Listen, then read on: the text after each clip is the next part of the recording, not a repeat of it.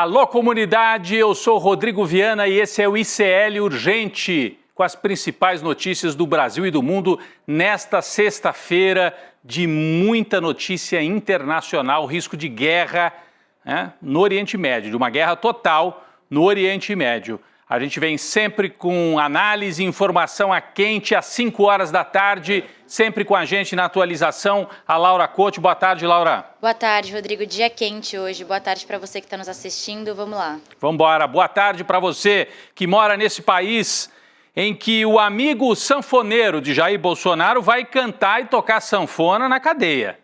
Mais um bolsonarista em cana, Gilson Machado, que foi ministro do Turismo. Sabe aquele sanfoneiro que tocava nas lives com o Bolsonaro, fazia graça tocando sanfona enquanto milhares de brasileiros morriam durante a pandemia? Pois é, foi em cana hoje porque teria tentado ajudar Mauro Cid a escapar do Brasil. Tá aqui, ó, o sanfoneiro, ó, tá aqui o sanfoneiro. Já, já, vamos falar mais sobre o sanfoneiro, sobre Mauro Cid, sobre a Polícia Federal, os bolsonaristas na cadeia ou em fuga. Já, já, atualizações sobre as notícias nacionais. Atenção! Cresce o risco de guerra total no Oriente Médio. Mísseis lançados pelo Irã atingiram agora há pouco as principais cidades israelenses, Tel Aviv e Jerusalém. Foram 3 ondas de ataque de mísseis lançados por Teherã. Estas imagens são das cidades israelenses sendo atingidas agora há pouco. Sirenes tocaram em Tel Aviv e Jerusalém. Cidadãos israelenses, jornalistas, estrangeiros, todos tiveram a recomendação de correr para os bunkers. Segundo o jornal israelense Haaretz, 21 pessoas ficaram feridas após o lançamento de cerca de 150 mísseis iranianos em direção às cidades de Israel. A mídia israelense tenta passar a imagem de uma certa volta à normalidade. Depois do ataque, agora há pouco as agências israelenses diziam não, as pessoas aos poucos estão saindo dos bunkers. Mas as imagens divulgadas pela mídia iraniana mostram certa destruição em Tel Aviv desta vez. A gente tem as imagens que foram captadas, algumas imagens de baixo também, pelo jornal Tehran Times. Se a gente puder colocar aqui na tela, mostram aí, ó, cidades, tanto Jerusalém como Tel Aviv atingidas. Eu vi várias imagens de prédios completamente destroçados, de ruas cheias de ambulância com muitos destroços em Tel Aviv e em Jerusalém. O Conselho de Segurança da ONU está reunido nesse momento para debater o assunto. Conselho de Segurança da ONU. A gente tem imagens do Conselho de Segurança da ONU, aí está, os representantes das várias nações se pronunciando sobre o agravamento da crise entre Israel e Irã. Repito para você que chegou agora, houve, portanto, retaliação, o Irã atacou de volta. O representante da Rússia falou agora há pouco, importantíssima fala do representante da Rússia, condenou os ataques de Israel. Disse que foram ataques às usinas nucleares usadas para fins pacíficos e afirmou: não há justificativa possível para os ataques israelenses às instalações iranianas. O ministro da Defesa israelense, Israel Katz, disse num comunicado agora há pouco que o Irã ultrapassou as linhas vermelhas ao lançar os mísseis contra centros urbanos de Israel. E falou mais, abre aspas para Israel Katz, aquele que fez vários ataques a Lula, fez vários ataques ao Brasil, né? É o ministro lá de Israel, abre aspas. Garantiremos que o regime dos ayatolás pague um preço muito alto por suas ações terríveis. Vamos lembrar, vamos colocar aqui a perspectiva e o contexto. O contra-ataque iraniano de hoje é uma resposta depois de 2 dias de bombardeios israelenses. Israel fez ontem e repetiu hoje ataques à capital Teherã, matou dirigentes, cientistas e atacou instalações do que seria o programa nuclear iraniano. Hoje houve uma segunda onda de ataques de Israel contra Teherã. Fortes explosões foram ouvidas nos arredores da capital iraniana. Os bombardeios de hoje, aí eu estou falando dos bombardeios de Israel contra o Irã, tá? Os bombardeios de Israel contra o Irã. começaram de madrugada e tiveram como objetivo, mais uma vez, infraestrutura nuclear iraniana, incluindo o complexo de Natanz, conhecido como coração do programa nuclear do país. Segundo a imprensa estatal iraniana, defesas aéreas foram ativadas e interceptaram mísseis israelenses no sul do país. A gente tem também a fala do líder supremo do Irã, Ali Khamenei. Ele se manifestou hoje através do X e disse o seguinte, que Israel não sairá ileso e que Teherã não adotará meias medidas em suas respostas. Está aqui, ó, o governo sionista não conseguirá escapar impune deste crime, afirmou Ali Khamenei, né, o comandante, né, o líder supremo do Irã. Está aqui a segunda parte. Nossas forças armadas agirão com força e destruirão o humilhado governo sionista. É a segunda parte aqui da mensagem de Khamenei, o líder iraniano. Então tem o ministro de Relações Exteriores, o Katz, de Israel, dizendo que é guerra total, e o Khamenei respondendo no mesmo tom. É guerra total entre Irã e Israel.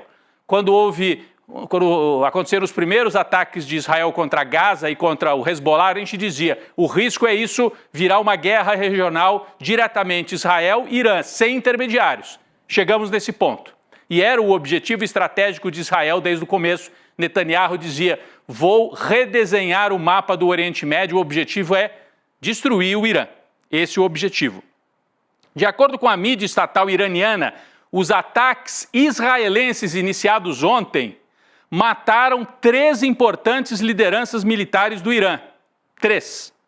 O comandante das Forças Armadas, Mohammad Bagheri, esse que está na tela, foi assassinado por Israel. O vice-comandante Gholam Ali Hashi, esse que também está na tela, também assassinado pelo regime sionista. E ainda o comandante da Guarda Revolucionária, Hossein Salam, também assassinado nos bombardeios de Israel. Foram mortos ainda, segundo a mídia iraniana, 6 cientistas que comandavam o projeto nuclear do Irã. 6 cientistas que comandavam o projeto nuclear do Irã. Nós temos um mapa aqui que dá uma dimensão das principais instalações atingidas pelos ataques israelenses iniciados ontem. Então a gente tem a capital Teherã, Tabriz, uma outra área importante, cujo aeroporto também foi atingido, e aqui mais na parte central do Irã, a usina nuclear de Natanz. Fora isso, alguns outros centros produtores de material para a usina nuclear.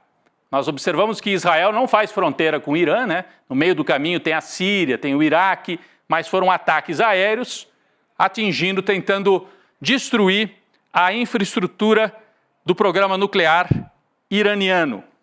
Como medida de segurança, Israel determinou o fechamento de todas as embaixadas do país no planeta. Laura Cotio tem mais informações sobre isso, Laura. Rodrigo, depois de lançar ataques em larga escala contra o Irã, Israel determinou o fechamento de todas as suas embaixadas ao redor do mundo e suspendeu os serviços consulares, de acordo com declarações publicadas nos sites das embaixadas. A ordem já foi seguida na Embaixada de Brasília, que agora está fechada por tempo indeterminado. O governo também pediu que os cidadãos israelenses e judeus no exterior redobrem a atenção e evitem exibir símbolos judaicos ou israelenses em locais públicos. O Irã, por sua vez, suspendeu todos os voos domésticos e internacionais, Rodrigo. Muito bem, a gente já deu a informação, eu vou só frisar aqui. Então, as embaixadas fechadas, Israel fecha suas embaixadas, e isso dá a dimensão de que vai ser uma guerra que não vai durar 1, 2 dias, não. Não é um ataque, agora o Irã contra-atacou, acabou, como foi no ano passado. Parece ser uma guerra de mais larga duração, não é?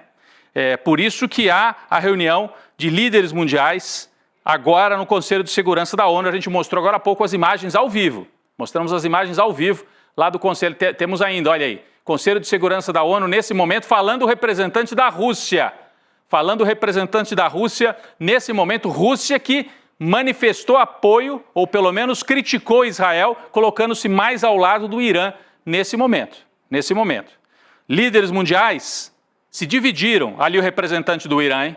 o representante do Irã ouvindo a fala do representante da Rússia e agora o representante chinês tem a palavra. Representante da China falando. Daqui a pouco, se a gente tiver atualizações, é muito importante ouvir a posição chinesa, porque a China tem projeto, né, naquele projeto de unificação do cinturão da seda de estradas percorrendo o Irã. Então a China é parceira comercial do Irã. Daqui a pouco a gente traz atualização. Líderes mundiais se dividiram entre condenações frontais ao ataque de Israel, que Israel atacou primeiro, e também pedidos de contenção. O chanceler iraniano Abbas Araqi afirmou que o ataque israelense corresponde a uma declaração de guerra. O Ministério das Relações Exteriores brasileiro divulgou uma nota, está aqui a nota do Itamaraty, condenando os ataques de Israel e pedindo fim imediato das hostilidades, aí com o título de Ataques de Israel contra o Irã. O governo brasileiro expressa firme condenação e acompanha com forte preocupação a ofensiva aérea israelense lançada na última madrugada contra o Irã. Então, depois da ofensiva aérea da última madrugada, já houve um segundo ataque israelense durante o dia de hoje e já houve o contra-ataque iraniano com 3 ondas de mísseis, a gente mostrou aqui no começo do programa, atingindo Tel Aviv e atingindo Jerusalém. Então, a posição do Brasil é de condenação ao ataque israelense. Por outro lado, o presidente dos Estados Unidos, Donald Trump, aproveitou o momento para exigir, disse ele, né, na rede social dele, para exigir que Teherã assine um acordo nuclear que estava em negociação, mas que não foi concluído. Não deu certo o acordo e aí Israel atacou o território iraniano. A declaração de Trump foi dada na sua conta, né, na rede social que está aí na tela. Vamos ler aqui alguns trechos, mas ele diz o seguinte: dei ao Irã oportunidade após oportunidade de fazer um acordo. Eu lhes disse, na mais forte das palavras, para apenas fazê-lo. Né? É imperial, né, o Donald Trump, é imperial. Eles estão mortos agora e isso só vai piorar. O Irã deve fazer um acordo antes que não haja mais nada e salvar o que já foi conhecido como o Império Iraniano, sem mais morte, sem mais destruição. Apenas façam, antes que seja tarde demais. Não é um pedido, é um ultimato de Donald Trump colocando os Estados Unidos, né, pressão total contra o governo iraniano. O secretário-geral das Nações Unidas, Antônio Guterres, pediu máxima contenção de todas as partes após os ataques. A Rússia, por sua vez, a gente viu ali o diplomata russo falando agora há pouco no Conselho, lá na ONU, a Rússia, através da sua diplomacia, expressou preocupação e denunciou a súbita escalada de tensões. O ICL vai seguir em plantão permanente para acompanhar os desdobramentos dos bombardeios que começaram ontem e que atingiram cidades iranianas e instalações do programa nuclear do Irã. Só para concluir, Netanyahu, primeiro-ministro israelense, diz que esta ação era necessária porque ele não admite que o Irã desenvolva bombas atômicas e armas atômicas e que o Irã está muito perto de obtê-las. Ora, Israel tem ogivas nucleares e bomba atômica e o Irã não pode fazer. Então, Israel se coloca nessa posição. Só Israel pode ter arma nuclear no Oriente Médio. E o Irã se apresenta, está desenvolvendo há muitos anos, tem cientistas, tem forças armadas, desenvolveu seu programa nuclear. Olha aí, mais mísseis ali no céu. Não sei se essas imagens são de agora, são ao vivo ou são de agora há pouco. Não são ao vivo, né? São imagens recuperadas de agora há pouquinho. Mas então, Israel diz para o Irã, vocês não podem ter as armas que nós israelenses temos. Essa é a questão. Essa é a questão. Então você tem um desequilíbrio completo de forças e Israel acha que se não atacar agora, pelo menos alega isso, o Irã em alguns meses teria armas nucleares, inclusive mísseis com capacidade nuclear. É isso que está em disputa, além da grande disputa entre o Ocidente e a aliança Rússia-China do outro lado, né? Rússia-China, o Irã faz parte, está mais próximo desta aliança e o Ocidente, Israel, alinhado com o Ocidente. Então nós vamos seguir em plantão permanente aqui, se tiver mais desdobramentos a gente volta a qualquer momento, inclusive posicionamento da China, posicionamento da Rússia, com mais detalhes lá no Conselho de Segurança da ONU. Vamos sair um pouquinho desse cenário de guerra e voltar ao Brasil.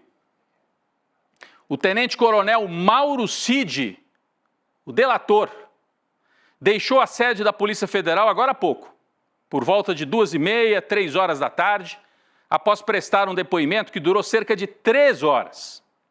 Cid teve que prestar esclarecimentos sobre a possibilidade de usar a cidadania portuguesa para deixar o Brasil. Havia a hipótese de que ele podia aproveitar, ele conseguiu nacionalidade portuguesa, ele é neto de português, tem a carteira de identidade portuguesa, e a Polícia Federal apurou que ele estaria planejando fugir do Brasil, usando talvez um passaporte português que ele estava tentando tirar. Essa é a hipótese. Bom, hoje de manhã, Cid foi alvo de busca e apreensão. Diversos veículos de imprensa chegaram a divulgar: Mauro Cid foi preso. Mauro Cid foi preso. A Globo News chegou até a colocar na tela essa informação. Mauro Cid preso. Está aqui, ó. Mauro Cid é preso. Só que não. Foi um caso bastante confuso. Chegou a haver decretação da prisão, só que depois ela não se confirmou. A CNN também, vocês viram ali de relance, né? Então, CNN e Globo News deram que ele teria sido preso. De fato, houve um pedido de prisão, mas foi revogado pelo STF logo em seguida. Então, o Cid não chegou sequer a receber a ordem de prisão. Teve busca e apreensão e teve que prestar o depoimento. E esta foi a notícia corretamente trazida ao vivo aqui no N1 pela Juliana Dalpive e por toda a nossa equipe. Laura Couto tem mais detalhes sobre esse imbróglio envolvendo o Mauro Cid e teve mais bolsonarista preso. Fala, Laura. Rodrigo, a advogada do Cid, a Vânia Bittencourt, afirmou que o ex-ajudante de ordens não tem planos de pedir passaporte estrangeiro ou de deixar o Brasil sem autorização. O Cid ainda se dispôs a entregar essa carteira de identidade portuguesa que você citou à Justiça brasileira. Esse documento, essa carteira de identidade, não dá o direito do Cid de transitar livremente pela Europa. É importante ressaltar também, Rodrigo, que a família inteira do Mauro Cid, as filhas, a esposa e os pais, deixaram o Brasil no começo do mês de junho e se encontram atualmente nos Estados Unidos. É isso. Então, a família foi para os Estados Unidos. Ele tem a nacionalidade portuguesa e houve alguns movimentos de bastidor que chamaram a atenção da polícia e da PGR, só para entender bem, né? Ele tem a nacionalidade portuguesa, ele tem a identidade portuguesa, como se fosse o nosso RG. Só que com isso ele não pode viajar para a Europa, ele teria que pedir o passaporte português. E a polícia achou que ele podia estar perto de conseguir. Por que a polícia achou isso? Porque outro envolvido no caso, o ex-ministro do Turismo de Bolsonaro, Gilson Machado, teria atuado para ajudar o Mauro Cid a tirar passaporte português. Aqui, ó. É o ex-ministro do Turismo, o Gilson Machado, o sanfoneiro, foi preso hoje no Recife por causa disso. Ele está sendo investigado pela tentativa de pedir a emissão de passaporte português para que Mauro Cid saísse do Brasil. A PGR acredita que havia possibilidade real de Gilson Machado buscar esta alternativa ou até a ajuda de outras embaixadas de outros países com o objetivo de facilitar a fuga de Mauro Cid. Por isso foram pedidas medidas cautelares de busca e apreensão e prisão, além de afastamento dos sigilos telemáticos e telefônicos contra o investigado. A Procuradoria-Geral da República pediu ao Supremo a abertura de um inquérito específico para investigar o sanfoneiro. Olha aí. Gilson Machado, Laura Couto tem mais informações. Laura. Rodrigo, o Gilson deu depoimento para a Polícia Federal depois de ser preso e negou ter pedido qualquer passaporte para o Mauro Cid. O ex-ministro ainda declarou que não tem contato com o Mauro Cid desde 2022, depois das eleições. Mas, segundo as investigações da Polícia Federal, o Gilson Machado teria atuado junto ao Consulado de Portugal no Recife no dia 12 de maio de 2025, ou seja, no mês passado. Em nota, o Gilson Machado disse que ele apenas ligou para o Consulado de Portugal com o objetivo de solicitar a renovação do passaporte do pai dele. Ele, inclusive, Rodrigo, ele é muito próximo do Bolsonaro, ele é um dos nomes da política mais próximos ao Bolsonaro. Em março, ele foi responsável por iniciar uma campanha de arrecadação via Pix para o Eduardo Bolsonaro, que está nos Estados Unidos. Um operador do bolsonarismo tentou se eleger 2 vezes já, Laura, o Gilson Machado, lá em Pernambuco, quebrou a cara as 2 vezes, mas continua muito próximo, inclusive teve com o Bolsonaro um dia antes de ser preso, a visita do Bolsonaro lá ao Nordeste. Bom, a dúvida é, depois dessa movimentação toda, Mauro Cid poderia perder os benefícios acertados como delator? Se ficar provado que ele, de um lado, finge que está ajudando a justiça, de outro quer fugir? Se ficar provado que ele mentiu no depoimento dele ao Supremo Tribunal Federal? Bom, uma eventual anulação do acordo de colaboração premiada firmado entre Cid e a Polícia Federal não compromete as provas colhidas na investigação. Tudo que ele disse e que pode ser confirmado depois com provas, continua valendo. O que ele perde é o benefício, mas o que ele indicou e que foi comprovado que era verdade, aí continua valendo para a investigação. Então isso não anula a investigação e nem anula e nem compromete o andamento do caso. O que pode é comprometer o acordo, fazendo com que o Mauro Cid seja condenado sem nenhum benefício. O delator normalmente tem benefício de redução de pena. Vamos ver qual é a avaliação do Supremo. Por enquanto, ele não vai preso. Por enquanto. Mas isso pode mudar nas próximas horas. Falando em bolsonarista preso, vamos agora à Itália. A Polícia Federal diz já saber a organização, aliás, a localização, né? A organização a gente sabe qual é o bolsonarismo. Mas a Polícia Federal diz já saber a localização da deputada licenciada Carla Zambelli lá na Itália. A informação foi repassada para a polícia italiana e a previsão é que a deputada possa ser presa até amanhã. É a informação que foi publicada pelo G1, está aí na tela, ó. A PF brasileira sabe onde Zambelli está e já indicou para a polícia italiana o paradeiro da deputada foragida. A especulação é de que Carla Zambelli estaria na região do Vêneto, região norte da Itália. Na manhã de hoje, a subsecretária do Interior da Itália, Wanda Ferro, afirmou que a deputada Zambelli deu entrada na Itália 5 horas antes do seu nome ser oficializado na lista de procurados pela Interpol, e por isso que ela não foi presa na imigração. A gente tem um mapinha aqui relembrando o trajeto que a Zambelli fez para escapulir. Do Brasil, está aqui na tela, você que está só nos ouvindo, temos um mapa aqui na tela, se você puder olhar agora. Do Brasil, ela sai de carro, atravessa a fronteira com a Argentina, depois vai até Buenos Aires, pega um avião para os Estados Unidos, passa alguns dias ali na Flórida, depois dá entrevista, faz live lá da Flórida, e dos Estados Unidos ela pega um outro avião e vem aqui para a Itália, supostamente na região do Vêneto. Isso ainda tem que ser confirmado. A Zambelli está na Itália desde o dia 5 de junho e a Laura Couto também tem informações sobre isso, atualizações. Rodrigo, hoje o ministro do Supremo Alexandre de Moraes rejeitou mais um recurso da defesa da Carla Zambelli contra a decisão que condenou a deputada licenciada a 10 anos de prisão por invadir o CNJ, o Conselho Nacional de Justiça, o sistema do Conselho Nacional de Justiça. A Defensoria Pública da União assumiu o caso da Zambelli depois que os advogados deixaram o caso quando ela fugiu do Brasil. No pedido, a Defensoria questionou a determinação do trânsito em julgado da condenação, quando não cabem mais recursos no caso, afirmando que os pedidos feitos pela parlamentar não foram protelatórios, ou seja, com o objetivo de atrasar o cumprimento da pena da condenada Carla Zambelli. O Moraes discordou e disse que os recursos da Zambelli apresentam mero inconformismo, Rodrigo. Ou seja, o Alexandre de Moraes não levou em conta. Curioso, né? A Laura Couto trouxe aí a atualização.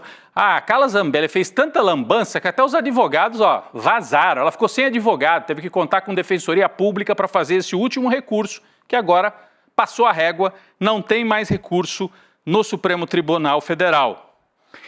Importante ressaltar que, de acordo com as leis italianas, a polícia, essa é uma apuração do Kleber Lourenço, jornalista aqui do ICL, a polícia italiana não poderia prender a Zambelli dentro da casa ou do hotel onde ela esteja, apesar dela estar na lista da Interpol. Essa foi a apuração do Kleber Lourenço, conversando com o pessoal de Itamaraty e da polícia. Lá na Itália vale essa regra. Tá na lista da Interpol, ok. Se botar o pé para fora de casa, pode ser presa. Enquanto ela estiver dentro de casa, sem um mandado específico para prisão, não pode entrar para arrestar, para prender a Carla Zambelli. É nesse ponto que nós estamos. Sabe-se onde ela está? Mas a prisão ainda não foi efetivada e quando for feita não quer dizer que ela será remetida ao Brasil. Vai passar aí então por um trâmite lá na Itália para ver se ela cumpre prisão lá ou se ela é remetida para o Brasil. Vamos falar de um brasileiro que retornou, né? Um brasileiro que retornou. Tiago Ávila desembarcou hoje às 5h30 da manhã no Aeroporto Internacional de São Paulo, em Guarulhos. Olha a imagem do Tiago chegando com a bandeira do Brasil e com o símbolo ali palestino, a bandeira palestina também. Após ser deportado pelo governo sionista. O brasileiro ficou detido por 4 dias, foi jogado numa cela solitária, fez greve de fome e no aeroporto foi recebido por um grupo de manifestantes pró-Palestina. Na chegada, a gente tem a fala do Tiago Ávila aqui, nós vamos rodar a fala dele, ou a gente lê aqui temos aqui o resumo da fala dele. Muito bem, obrigado. Então, o que ele disse aqui na chegada? Vocês viram ali naquela entrevista coletiva, foi longa, a gente resumiu. A gente tentou ao máximo levar a nossa missão humanitária com alimentos, com medicamentos, com água, próteses para as crianças amputadas, já que elas são mais necessárias hoje. Fomos impedidos pelo Estado racista, supremacista, que há 8 décadas pratica genocídio e limpeza étnica e se estruturou num estado de colonização e apartheid. Benjamin Netanyahu é o inimigo número 1 da humanidade hoje, disse o Tiago Ávila ao desembarcar em São Paulo, inimigo número 1 que pode estar levando o planeta para uma guerra total, dependendo do que acontecer agora, nas próximas horas, nesse confronto Israel contra o Irã. Vamos falar do acidente que aconteceu na Índia. A Agência Reguladora de Aviação da Índia ordenou que sejam feitas verificações preventivas na frota de Boeing 787-8 e 787-9 da Índia. É um modelo específico da Boeing, né? A queda do avião ontem na cidade de Ahmedabad deixou 241 mortos e houve um único sobrevivente, como a gente mostrou ontem aqui. Comunicado divulgado pela Direção de Aviação Civil, né? Direção Geral de Aviação Civil, orienta que sejam feitas inspeções nos modelos para ver se não há risco de acontecer acidente semelhante em outros modelos usados por essa companhia indiana. Segundo a agência de notícias Reuters, aí está na tela o sobrevivente, esse de camisa branca andando, seria o sobrevivente, depois ele foi parar no hospital. Segundo a agência Reuters, a Air India e o governo indiano estão analisando vários aspectos, incluindo problemas com o empuxo do motor, os seus flaps e por que o trem de pouso permaneceu aberto logo depois que ele levantou o voo. A queda de um avião da Boeing com esse modelo 787 acontece pela primeira vez na história. Estados Unidos, a segunda instância da justiça nos Estados Unidos autorizou temporariamente o governo Trump a manter a mobilização de tropas da Guarda Nacional em Los Angeles, afrontando o governo da Califórnia. São protestos generalizados contra a política antimigratória de Trump. A decisão do tribunal foi dada poucas horas depois de um juiz federal ter bloqueado a intromissão federal ali, a mobilização de tropas na Califórnia. Laura Couto. Rodrigo, a ordem da pausa a decisão da Corte Inferior e mantém o comando da Guarda Nacional com o presidente temporariamente. No entanto, a determinação do nono Tribunal de Apelações dos Estados Unidos não descarta a decisão da primeira instância. Ou seja, isso não significa que o tribunal concorda definitivamente com o Trump. A Corte de Segunda Instância afirmou que vai realizar uma audiência na próxima terça-feira, dia 17, para deliberar sobre o mérito da decisão da primeira instância. Rodrigo. Obrigado, Laura. Não sei se a gente tem imagens, tem uma atualização lá do Conselho de Segurança da reunião da ONU, se a gente tiver imagens, acho que era importante colocar aqui na tela para a gente atualizar. Agora, nesse momento, fala a representante da Inglaterra, do Reino Unido. Daqui a pouquinho, no N2 e Série Notícias, segunda edição, uma cobertura completa com a repercussão das falas, o posicionamento de cada país, porque hoje aconteceu um fato gravíssimo, nós trouxemos aqui. O Irã, como havia prometido, retaliou os 2 ataques israelenses. Israel matou nos ataques lideranças militares do mais alto comando iraniano, matou cientistas e teria atacado várias instalações militares iranianas. A gente tem depois imagens do contra-ataque iraniano, que agora há pouco também a gente tem as imagens aqui, os ataques a Tel Aviv e a Jerusalém. 3 ondas de mísseis lançados por Teherã. 150 mísseis atingiram território israelense. São imagens de agora há pouquinho, né? Agora há pouquinho dos mísseis. E agora a gente vê também o contra-ataque. Ali são as baterias israelenses tentando interceptar os mísseis, né? Então tem de tudo ali no céu. Tem os mísseis chegando e tem o famoso escudo que Israel tem sobre as suas cidades, tentando impedir que os mísseis atinjam Tel Aviv e Jerusalém. Mas houve-se, olha aí, ó, ali caiu um míssil atingindo áreas residenciais israelenses. Então, situação muito grave. A gente no ICL Notícias segunda edição vai trazer atualização para você. Israel versus Irã, o desdobramento que isso pode significar para o planeta. Já é uma guerra entre as duas nações. Deixou de ser um conflito Israel-Gaza, Israel-Hezbollah e virou uma guerra entre Israel e Irã. Um último recado para você, eu já dei ontem esse recado, vou passar de novo. Saímos de Israel e voltamos aqui para o Brasil. Último dia, prazo para inscrições no Enem de 2025. Se você tem filho aí em idade de prestar o Enem, pergunta se ele se inscreveu mesmo, dá uma conferidinha, que às vezes ele disse que fez e não fez. Então, tem que se inscrever. É necessário acessar a página no site do INEP. Avisa o seu filho, seu neto, o filho do seu amigo, a filha, namorado, namorada, enfim. Ajuda aí para ele não perder o prazo. Vale lembrar que os estudantes do terceiro ano do ensino médio já estão com a sua inscrição pré-preenchida, mas é preciso confirmar. É hoje, último dia para a inscrição do Enem. Pessoal, situação aqui é grave no mundo inteiro com o avanço da extrema-direita e eu tenho um recado aqui para vocês, né? A extrema-direita tem um plano em curso, para tomar o poder no mundo inteiro e para retomar o poder aqui no Brasil. Domingo, aula do Castro Rocha. O professor Castro Rocha é um craque para ajudar a gente a entender o que está acontecendo. Netanyahu, Milei, Trump, Bolsonaro, Meloni na Itália. Extrema-direita no mundo inteiro. Assista a aula do Castro Rocha esse domingo. Como é que você faz para assistir?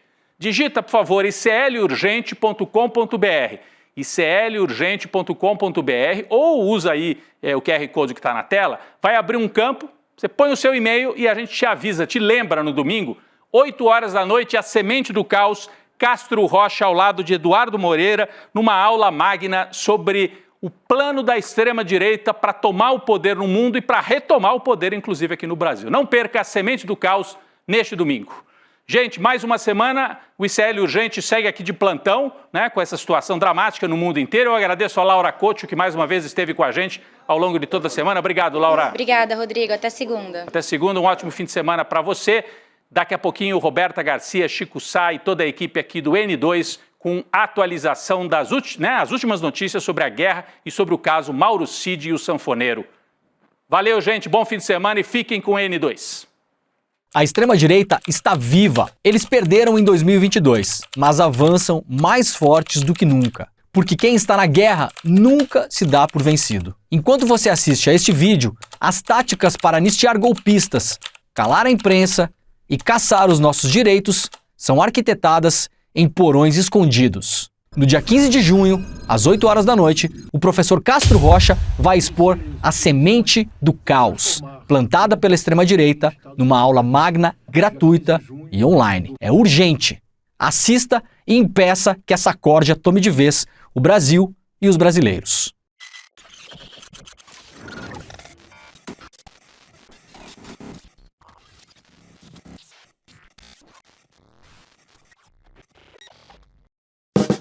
E aí, Chico, vamos microfonar, amigo? Velho, agora. Rapaz, que estampa é essa, rapaz? Gostou? Pô, Comprei na loja de CL. pô, tá agorinha. Vista a coragem, leve a luta com você. Camisetas da comunidade mais corajosa do Brasil. Acesse souicl.com.br e garanta já a sua.